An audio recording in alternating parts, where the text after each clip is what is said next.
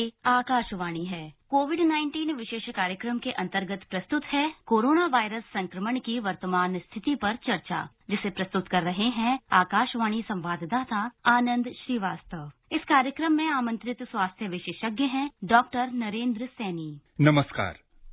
जिस खतरनाक corona virus के प्रकोप से पूरी दुनिया जूझ रही है, उसके आगमन के 1 साल पूरे हो गए हैं।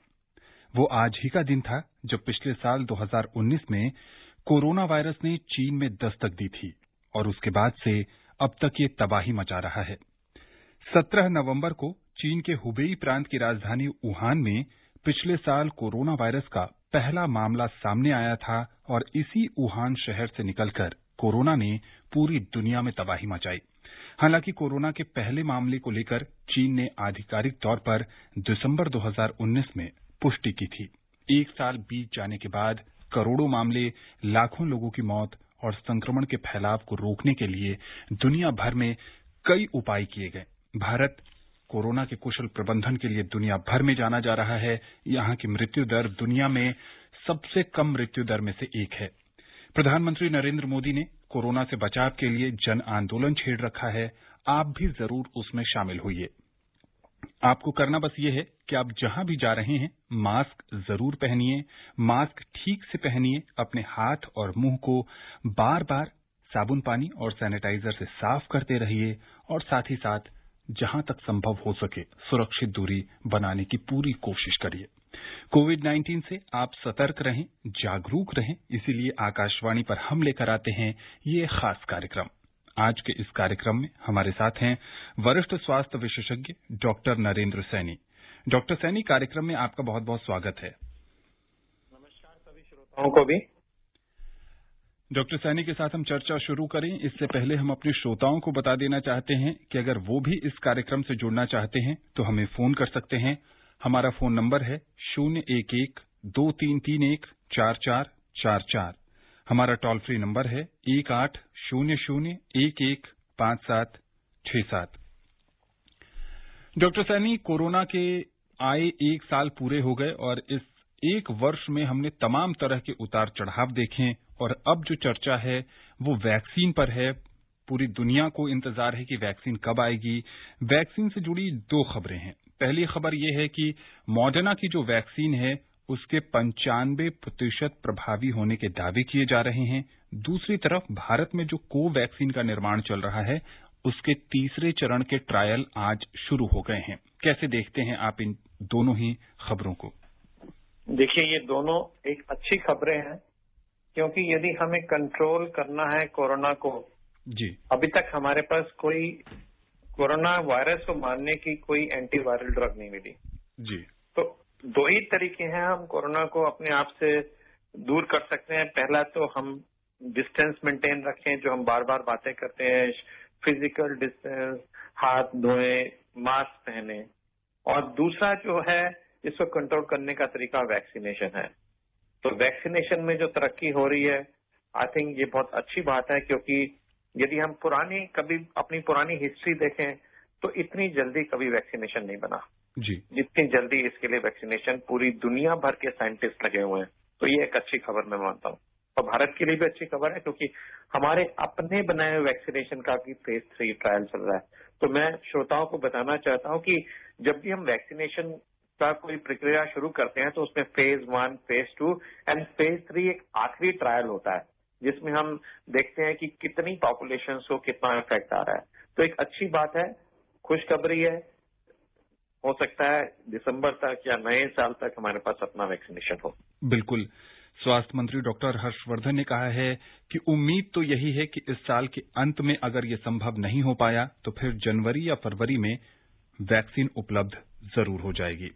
डॉक्टर सैनी, अगर बच्चों की बात करें तो ये भी कहा जा रहा है कि बच्चों में जो ओसीडी की प्रॉब्लम है यानी ऑब्सेसिव कंपल्सिव डिसऑर्डर, इसके साथ साथ अगर हम एंग्जाइटी को भी जोड़ दें, डिप्रेशन को भी जोड़ दें, तो क्या ये कोरोना की वजह से बच्चों में ज्यादा बढ़ रहा है?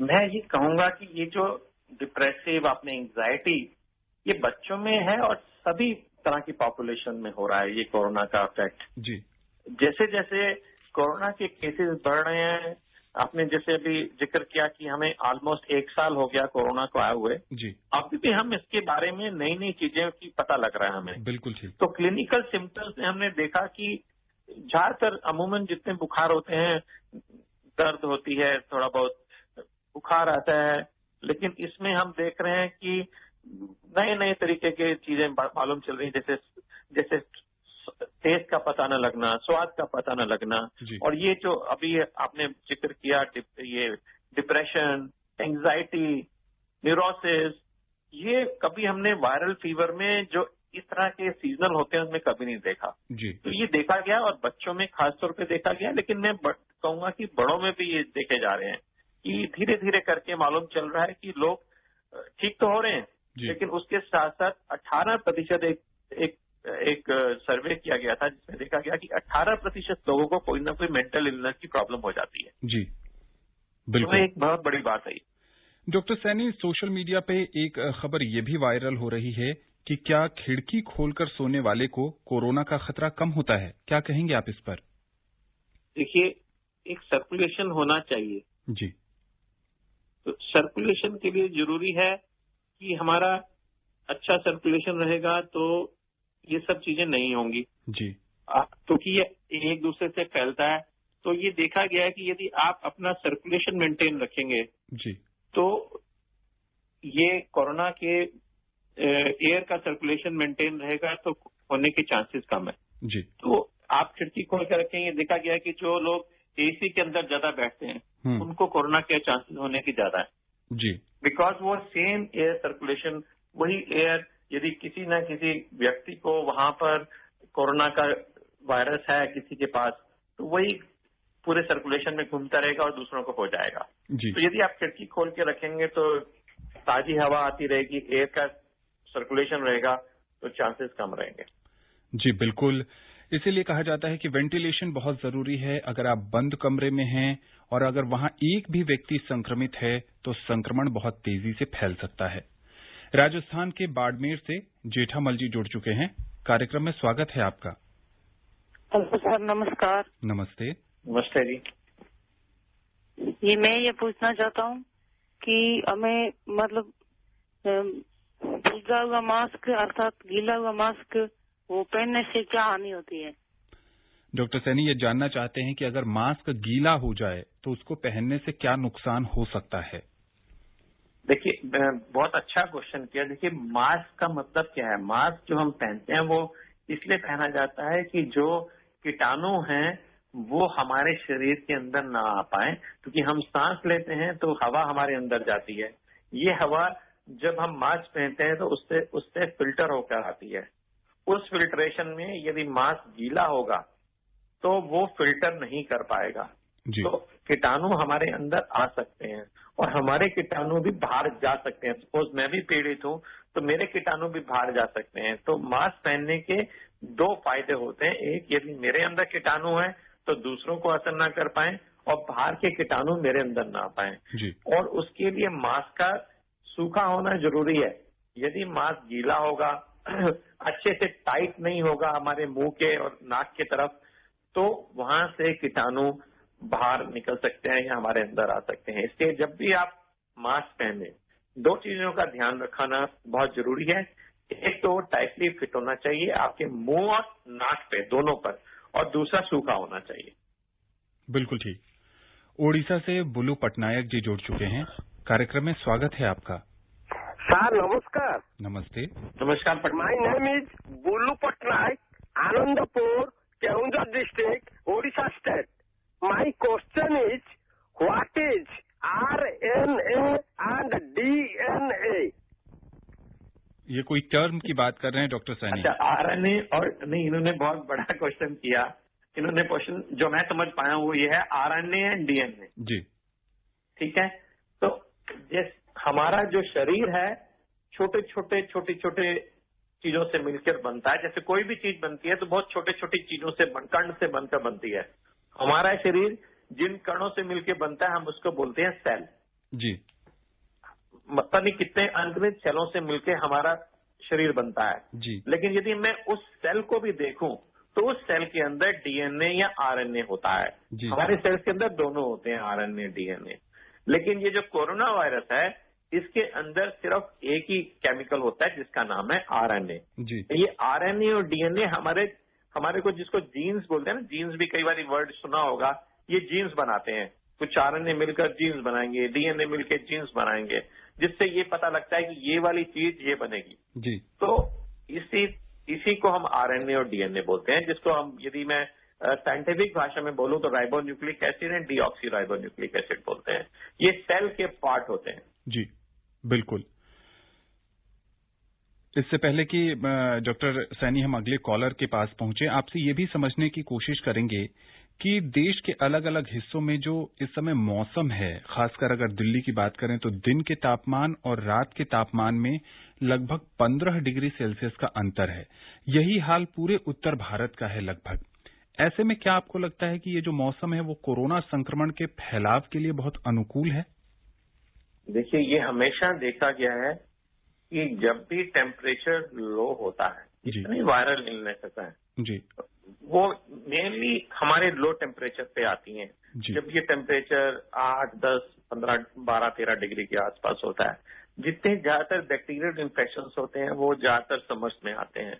तो यदि हम बाहर की बात करें, पुरानी बात करें, जब ये वुहान से शुरू हुआ तो वहाँ विंटर का समय था जी। तो लेकिन एक चीज और इस वायरस के बारे में हमने देखा है कि ये, यदि मैं इसकी पूरी जर्नी को देखूं 1 साल की, जो चाइना से शुरू हुआ और पूरे वर्ल्ड में फैला जी, तो वहाँ उसने गर्मी, सर्दी, बरसात, मौसम, हर मौसम में उसने सर्वाइव किया है जी। लेकिन ये वाला मौसम खास तौर पे वायरस के लिए बहुत अच्छा है। इसलिए हम देखें तो हमारे दिल्ली में भी बहुत सारे केसेस बढ़ रहे हैं।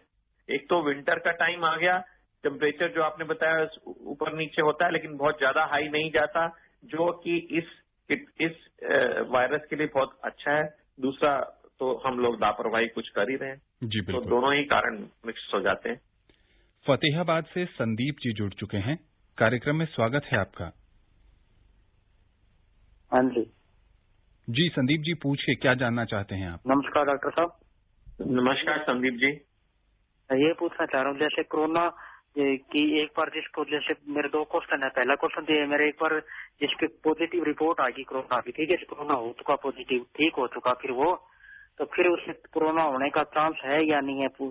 और नंबर दूसरा क्वेश्चन ये है, जैसे जैसे नशीली पदार्थ है, बीड़ी, सिगरेट, तम्बाकू, जर्दा, दारू, तो इनका अधिक सेवन करने से भी क्या कोरोना हो सकता है या नहीं हो सकता जी?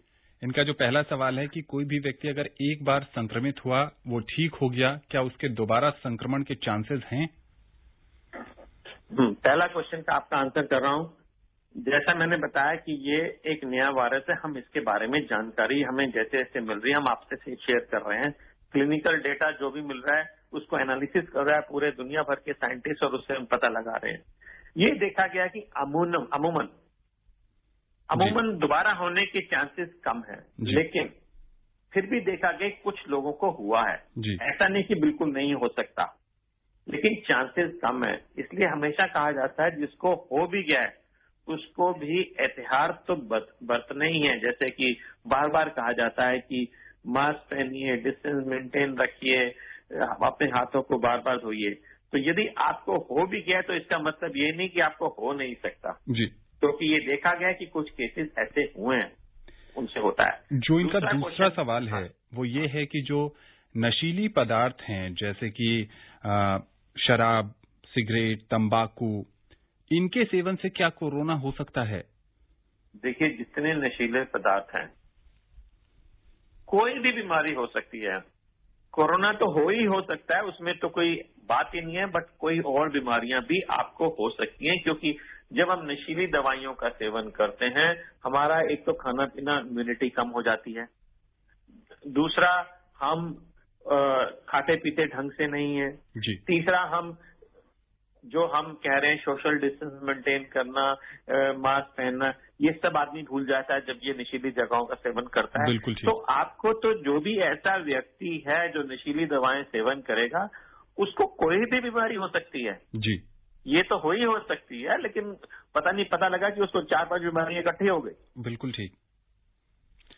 तो जैसा कि डॉक्टर सैनी बता रहे हैं कि नशीले पदार्थों के सेवन से आप बीमारियों के मकड़ जाल में फंस सकते हैं। कोरोना तो आपको हो ही सकता है, क्योंकि नशीले पदार्थों के सेवन से आपकी रोग प्रतिरोधक क्षमता बहुत कम हो जाती है और ऐसे में संक्रमण के चांसेस बढ़ जाते हैं। अपने पैसों को मत बर्बाद करिए, अपने शरीर को मत बर्बाद करिए, अपने परिवार को दुखों के पहाड़ में मत ढकेलिए, नशा से दूर रहिए। मुरादाबाद से मकसूद हुसैन जी जुड़ चुके हैं। कार्यक्रम में स्वागत है आपका। नमस्कार सर। नमस्ते। नमस्ते सर, मैं ये जानना चाहता हूँ, जैसे हमने टेस्ट करा लिया तो उसका कोई आईडी प्रूफ, कोई कागज, कोई रसीद वगैरह मिलती है जो आगे चौराहे पर घेर लेते हैं और उन्हें हम दिखा दें और उनसे जो है छुटकारा पा लें। और सर फिर दूसरा सवाल ये है कि टेस्ट अगर हमने करा लिया तो आगे हमें कराने की जरूरत नहीं है, इसकी अवधि भी होती है कोई, क्या इसके बारे में कोई जानकारी देंगे? इनका पहला सवाल है कि क्या कोई ऐसी सुविधा उपलब्ध है कि कोरोना की जांच के बाद कोई पर्ची मिले और वो पर्ची ये दूसरे जगहों पर दिखाकर एंट्री पा सकें कि ये कोरोना नेगेटिव हैं? मकसूद जी, आप जब भी कहीं से भी, चाहे वो सरकारी से जाएंगे या प्राइवेट जाएंगे, आपको एक रिपोर्ट मिलती है। वो रिपोर्ट में लिखा होता है कि आप में ये वायरस है कि नहीं है, कोरोना से आप पीड़ित हैं कि नहीं है। तो ये आपका एक आपके पास प्रूफ है कि आपको नहीं है। लेकिन ये आप सोचें कि ये जिंदगी भर के लिए आपने एक रख ली और आपको है, ऐसा नहीं है, क्योंकि ये वायरस इस समय सभी जगह घूम रहा है जी। हर कोई इसके अंदर इससे पीड़ित हो सकता है। जब आपने रिपोर्ट कराई है उस वक्त आप क्या नेगेटिव है ये शो कर रहा है। लेकिन सपोज आप कल को फिर आप उन कुछ लोगों के साथ मिलते हैं जिनको कोरोना वायरस था, आपको जुकाम खांसी हो जाता है उनके कारण और वो कोरोना से पीड़ित थे, तो आपको हो सकता है। इसलिए आपने यदि एक बार जांच करवा ली और वो नेगेटिव आया तो इसका मतलब ये मत समझ लीजिए कि आपको आगे चलकर नहीं हो सकता। इसलिए इसकी अहमियत रिपोर्ट की कुछ सीमित टाइम के लिए ही होती है। आपको यदि कोई सिम्टम्स आए तो आपको दोबारा भी कराना पड़ सकता है। इनके दूसरे सवाल का भी जवाब आपने दे दिया डॉक्टर सैनी। पटियाला से रोमा जी जुड़ चुकी हैं। कार्यक्रम में स्वागत है आपका। नमस्ते सर। नमस्ते। नमस्ते डॉक्टर साहब। नमस्ते रोमा जी।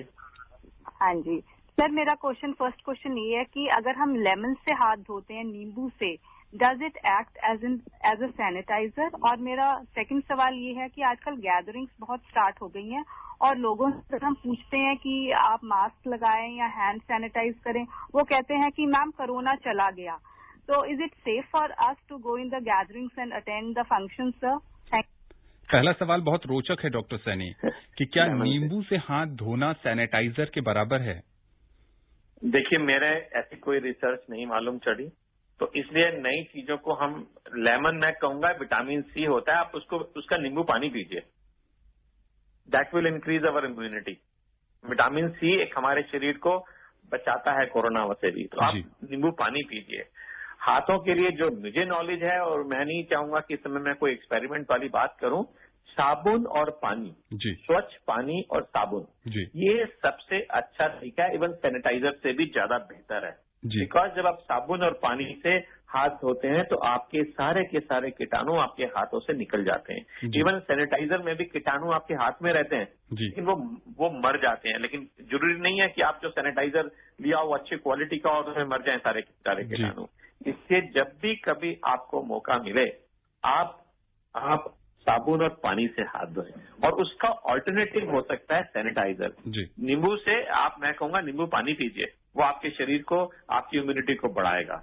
दूसरा क्वेश्चन क्या था इनका? इनका दूसरा सवाल ये है कि अब बहुत जगहों पर भीड़ भाड़ बढ़ रही है, बहुत सारे लोग मास्क नहीं पहनते हैं, और जब ये कहते हैं कि आप मास्क पहन लीजिए, अपने हाथों को सैनिटाइज कर लीजिए, तो लोगों को जवाब ये होता है कि कोरोना तो चला गया। तो इनका ये पूछना है कि क्या अब भीड़ भाड़ में जाना सुरक्षित है या नहीं? देखिए, पहला तो आपका भ्रम है कि कोरोना चला गया, जो लोग कहते हैं उनका भ्रम है जी। आप देखिए, अब इंडिया में फिर से सारी जगह केसेस बढ़ रहे हैं जी। कंट्रोल होने की बजाय बढ़ना शुरू हो गए। क्यों? लॉकडाउन में हमारे केसेस कम हुए थे जी। लॉकडाउन में क्या हो रहा था कि हम लोग दूसरे से मिल नहीं पा रहे थे, social distance, physical distance maintain हो रहा था, हम सफाई का तरफ ध्यान दे रहे थे। लेकिन धीरे धीरे करके लॉकडाउन जैसे ही खत्म हुआ, हम फिर से लोगों के आसपास रहने लगे, जो फिजिकल डिस्टेंस की बात भूल गए।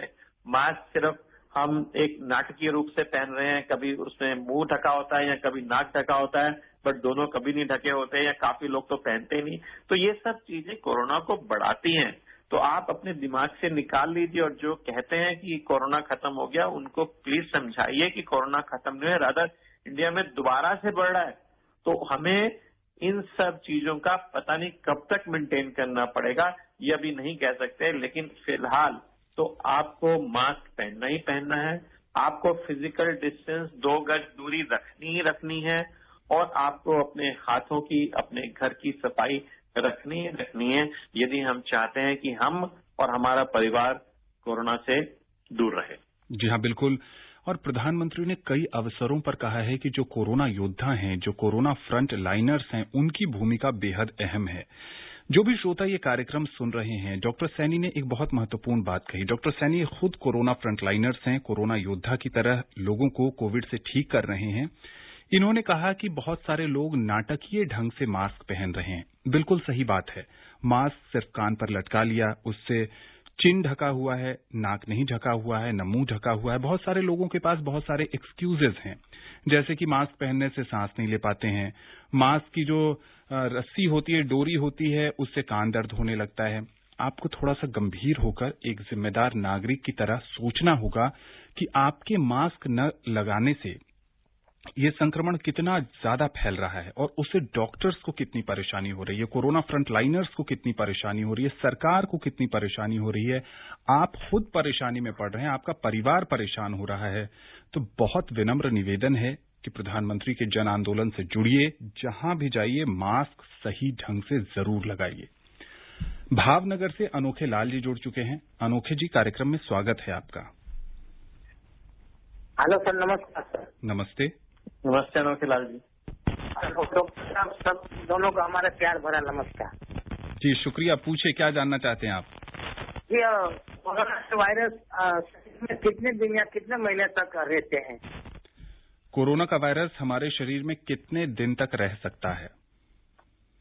कोरोना का वायरस, जिसको हम बोलते हैं कि जैसे हम कहते हैं इंक्यूबेशन पीरियड, जी, जो शुरुआत जब हमारे अंदर दाखिल होता है तो 14 दिन के अंदर अंदर वो हमारे को 5 से 14 दिन के अंदर, 2 से 14 दिन के अंदर अंदर हमारे को, यदि हमारे को इलनेस होनी होगी, बीमारी होनी होगी तो हो जाएगी, या हमारा शरीर उसको मार देगा। जी। 2 चीजें हो सकती हैं। उसके बाद ये कितने दिन तक रह सकता है, ये भी देखा गया है कि जो इससे पीड़ित हो जाते हैं उनमें कुछ लोगों में 8 से 10 दिन तक रहता है, 10 से 12 दिन तक कुछ लोगों में रहता है, और कुछ लोगों में काफी लंबे समय तक भी रह सकता है, जिसमें कि कीटाणु हमारे शरीर को ओवर पावर कर लेते हैं। तो 2-2, 3-3 महीने तक भी देखा गया है। लेकिन अमूमन तौर पर ये देखा गया है कि 10 से 12 दिन के अंदर अंदर ये कीटाणु हमारे शरीर से, जो ठीक हो जाते हैं, उनके शरीर से चला जाता है। जी। बहुत कम लोग हैं जो एक तरीके से कैरियर बन जाते हैं कि उनको कुछ नहीं हो रहा, लेकिन वो दूसरों को फैलाए जा रहे हैं। जी, बिल्कुल। चंद्रकांत जी जुड़ चुके हैं देश की राजधानी दिल्ली से। कार्यक्रम में आपका स्वागत है। नमस्कार सिद्धार्थ जी, एंड डॉक्टर साहब को भी नमस्कार। जी नमस्कार। रेडियो की आवाज कम कर लीजिए और अपना डॉक्टर साहब से एक सवाल है मेरा कि पहले जैसे ड्यूरिंग कोरोना हम लोग शुरू में जब बोलते थे लॉकडाउन के टाइम में कि मैं जो भी ऑब्जेक्ट में इसका लाइफ जो है 3 दिन है, 6 दिन है, 7 दिन है, 8 दिन है, 9 दिन है, और अपने आप फिर बाद में खत्म हो जाएगा। बट रिसेंटली अभी ऐसा बोला जाता है कि ये ऑब्जेक्ट 2-3 घंटे जैसे सामान वगैरह कुछ लेके आते हैं मार्केट से, तो वो 2-3 घंटे के लिए छोड़ दीजिए या थोड़ा सा धूप दिखा दीजिए, तो ये अपने आप वो खत्म हो जाएगा। तो I just want to know कि इसमें कोई स्टडी इस टाइप का कुछ कैरी आउट किया गया या just based on our observation इस पे बोला जा रहा है कुछ? बढ़िया सवाल है डॉक्टर सैनी। ये जानना चाह रहे हैं कि अलग अलग सरफेसेस पे जो कोरोना वायरस का लाइफ स्पैन है, क्या उसके बारे में कोई नई स्टडी आई है? क्या आंकड़ा कहता है कि कितने समय तक ये वायरस अलग अलग सरफेसेस पे जिंदा रहता है? राधा चंद्रकांत जी, मैं आपको बताऊं, आप उल्टा बोल रहे हैं कि कम स्टडी आई है कि ये 2 घंटे में, 3 घंटे में। नहीं, राधा स्टडीज ये आई है कि जो पहले हम सोच रहे थे कि ये 2 या 3 दिन के अंदर, जैसे स्टील का सरफेसिस है या ग्लास सरफेसिस है, इसके अंदर चला जाता है। अब ये कुछ स्टडीज में ये भी आया कि 5 से 7-8 दिन तक भी जिंदा रह सकता है। तो प्लीज इस बात की तरफ मत जाइए कि थोड़े दिन में ही मर जाता है। नो, हाँ, धूप में रखने से यदि 56 डिग्री सेंटीग्रेड से ऊपर टेम्परेचर होगा तो मरता है। अदरवाइज यदि आपके घर के अंदर कोई चीज है जो यदि स्टील के ऊपर पड़ा है, लकड़ी के ऊपर पड़ा है, ये 2 से 3 दिन के अंदर तक जिंदा रहता है। इससे बार बार कहा जाता है कि अपने फर्नीचर को, अपने आसपास जहां जहां आपके, खासतौर पे डोर नॉब्स आप देखेंगे जनरली मेटालिक होते हैं। इनमें ये जो कोरोना वायरस है 4 से 5 दिन, और मैंने बताया कि रिसेंट स्टडीज में एक भी आया कि ये 7 से 8 दिन तक भी मिला पाया गया, क्योंकि ना केवल सिर्फ सरफेस पे डिपेंडेंट है, वो ह्यूमिडिटी पे, टेम्परेचर पे भी डिपेंडेंट है। तो टेम्परेचर, ह्यूमिडिटी एंड सरफेस तीनों को मिलाकर इसका रहता है कि कितने दिन तक जिंदा रहेगा। लेकिन 1 या 2 घंटे नहीं, कम से कम 6, 7, 8 घंटे तक इवन हमारे हाथों पे भी जिंदा रह सकता है। तो इसलिए 2-3 घंटे तक मत जाइए। इसलिए बार बार ध्यान रखिए कि आपको कोई भी सरफेस को टच किया है, उसके बाद आपको अपने हाथों को धोना ही धोना है, आप साबुन और पानी से। अपने रोज की मर्रा की चीजें जिनको हम बार बार टच करते हैं, उनकी सफाई होना जरूरी ही है। आप अपने घर में सोडियम हाइड्रोक्लोराइड एक डिसइंफेक्टेंट होता है, चीप होता है, आप अपने घर में बना सकते हैं। 10% लेकर उसको 1% का इस्तेमाल करना है और उससे रोज आपके घर में पोछा लगना चाहिए। आपके घर के नॉब्स वगैरह साफ होने चाहिए। इसके अलावा कोई और छूट नहीं है। बिल्कुल। सोमनाथ से हरि भाई जी जुड़ चुके हैं कार्यक्रम में, स्वागत है आपका। हाँ, नमस्कार सर, मैं हरि गुजरात से बोल रहा हूँ सर। जी नमस्ते सर। मेरा सवाल ये है, पहला सवाल कि ये अभी दिल्ली में जो सब हमारे डॉक्टरों ने अच्छा काम किया है, इसलिए सब कंट्रोल करके रखा है, और दिल्ली में अभी केस बढ़ रहा है, तो क्या पूरे और राज्यों में भी ऐसी नौबत आ सकती है? और दूसरा सवाल मेरा ये है कि ये कोवैक्सीन है, वो 2 ट्रायल सक्सेसफुल। इनसे संपर्क टूट गया है। डॉक्टर सैनी ये जानना चाह रहे थे कोवैक्सीन के बारे में, जिस पर हमने चर्चा कर ली। इनका पहला सवाल ये है कि दिल्ली में जिस तरीके से संक्रमण के मामले बढ़ रहे हैं, क्या दूसरे राज्यों में भी इस तरीके के फैलाव के आसार हैं? बिल्कुल हैं जी। देखिए, दिल्ली में क्यों आंकड़े बढ़ रहे हैं? पहला कारण टेम्परेचर, जब हमने पहले भी बात की कि ये टेम्परेचर और विंटर आ गई, तो जो वायरस है उसके लिए भी अच्छा मौसम है। दूसरा, हम लोगों ने फिजिकल डिस्टेंसेस की बात कर रहे थे, सफाई रखने की बात कर रहे थे, ऐसा कुछ नजर नहीं आता। आप सड़क पे चले जाइए, हम बहुत ही आज सड़कों पे भीड़ है, मास्क पहन नहीं रहे, तो ऐसे में ये फैलेगा ही फैलेगा। और बाकी शहरों में भी आप देखेंगे, जहां पर भी थोड़ी सी हमने ढील दी, थोड़ी सी लापरवाही की, तो ये बिल्कुल हमारे शरीर में दोबारा से आ जाएगा, जैसा कि दिल्ली में हो रहा है। तो हमें पूरा का पूरा ध्यान रखना होगा कि इन सब चीजों को एक समझ लीजिए कि आज की तारीख में मास्क एक हमारी नेसेसिटी हो गया। फिजिकल डिस्टेंस हमारी एक नेसेसिटी है, उसको बनाए रखना होगा। जहां जहां पर भी इस चीज पे कहीं ना कहीं ढील दी जाएगी, वहीं पर कोरोना वायरस अपना घर बिठा लेगा। डॉक्टर सैनी, कार्यक्रम में अब समय नहीं है कि किसी और पहलू पर आपसे चर्चा की जा सके। आकाशवाणी के इस खास कार्यक्रम से जुड़ने के लिए और विशेषज्ञ राय साझा करने के लिए आपका बहुत बहुत शुक्रिया। धन्यवाद। जैसा कि डॉक्टर सैनी बता रहे हैं कि मास्क इस समय बहुत जरूरी हो गया है। जब तक वैक्सीन पर कार्य चल रहा है, ऐसे में आप जहां भी जाएं मास्क जरूर पहनें, और मास्क ठीक से पहनना ज्यादा जरूरी है। साथ ही साथ सोशल डिस्टेंसिंग का पालन करना भी बहुत जरूरी है। समय समय पर अपने हाथों को साबुन पानी और सैनिटाइजर से सैनिटाइज भी करते रहें। स्वस्थ रहें, खुशहाल रहें। नमस्कार। कोविड-19 विशेष कार्यक्रम के अंतर्गत अभी आप सुन रहे थे कोरोना वायरस संक्रमण की वर्तमान स्थिति पर चर्चा, जिसे प्रस्तुत कर रहे थे आकाशवाणी संवाददाता आनंद श्रीवास्तव। इस कार्यक्रम में आमंत्रित स्वास्थ्य विशेषज्ञ थे डॉक्टर नरेंद्र सैनी। ये कार्यक्रम आकाशवाणी के समाचार सेवा प्रभाग द्वारा प्रस्तुत किया गया। इसे आप हमारे mobile app news on AIR पर भी सुन सकते हैं। इस कार्यक्रम के संबंध में अपनी प्रतिक्रिया आप हमें ईमेल कर सकते हैं। पता है airnsdtalks@gmail.com। ये कार्यक्रम फिर से सुनने के लिए लॉग ऑन करें हमारी वेबसाइट newsonair.com। है।